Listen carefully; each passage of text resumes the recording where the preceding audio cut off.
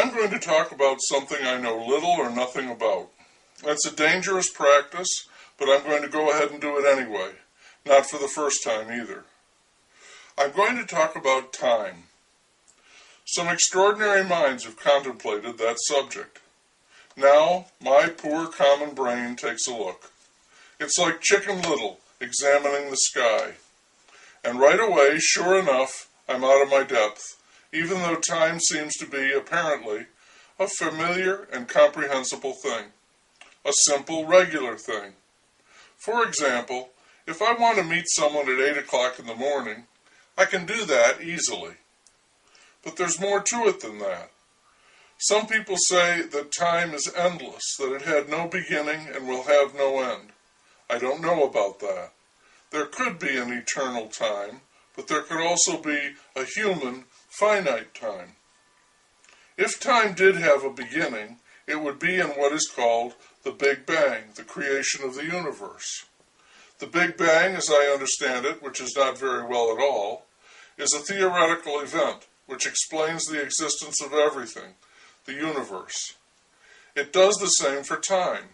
If time existed before the Big Bang, I think it would have had a different meaning. Of course, I don't know that. I'm speculating.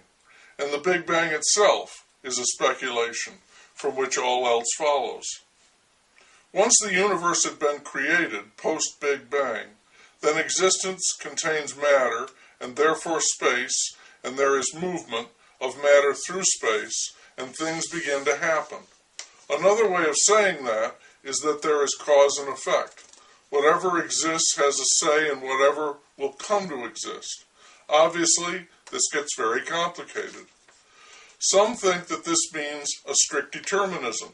Others favor what is called branching probability.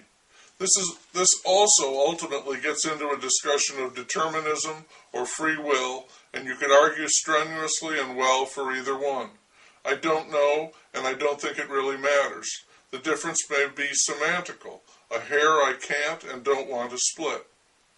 Cause and effect is the operating principle for space and matter, and in time we express that as the sequence of events. It acts in one direction only, what is often called the arrow of time, and it cannot be reversed. We have the three fixed dimensions of space. We have the dimension of time, also fixed. Therefore, it is correct to say that if we investigate reality a little, we will find that we are in a fix, something we may have suspected, but now know for sure. Before I continue with time, allow me to consider infinity. Some do try to work with it, express it, evaluate it. I can't. It's beyond me. I don't take that personally. By that I mean consider it a shortcoming, because I think that is the very definition of infinity, that it is beyond me. If I try to put a face on it, I can't. It's completely out of the realm of mathematics. It has no measure. Nothing can contain it. It's perfectly unfathomable. I can try to imagine it, play various games, but I cannot do it. The same, I think, is true for time. Here I am speaking not about eternity, but of the opposite, what we call the present. We also call it the instant, the moment, and now. Everything before is the past, ahead is the future. We can see if we try to imagine the present that no matter how small we try to make it, this thing that is neither past nor future, it can always be smaller, and so it is like infinity. Ultimately, it eludes our reason and even our imagination. It's indivisible, and it has, you could say, no duration. The time we live our entire lives in cannot be measured. The most real, if you will, thing there is, the very essence of existence, our now, our moment, it's almost like it doesn't exist at all. We can't comprehend it. We arrive at not a limit to time, but at a limit of our perception, and therefore a corresponding limit to our understanding. We can see, if not understand, that we are finite mortal creatures living in an infinity. This is where superstition, mythology, and religion begin. We will never understand infinity, and we will never fathom time either. No matter how much we choose to measure and define it, by analogy to nature, both long as with the sun and moon, and short as with an atomic clock. We know a lot about finite time, but of time itself, nothing.